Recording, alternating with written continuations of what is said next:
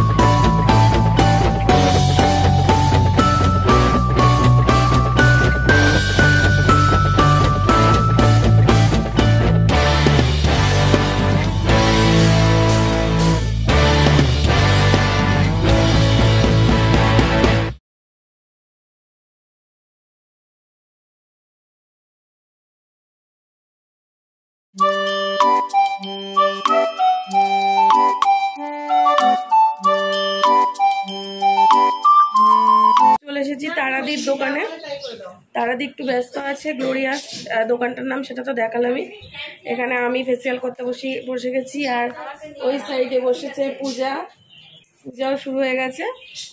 একটু পুজোর সময় তো না সাজুগুজু করলে হয় না। তো চলো সাথে থাকো আর দেখতে থাকো।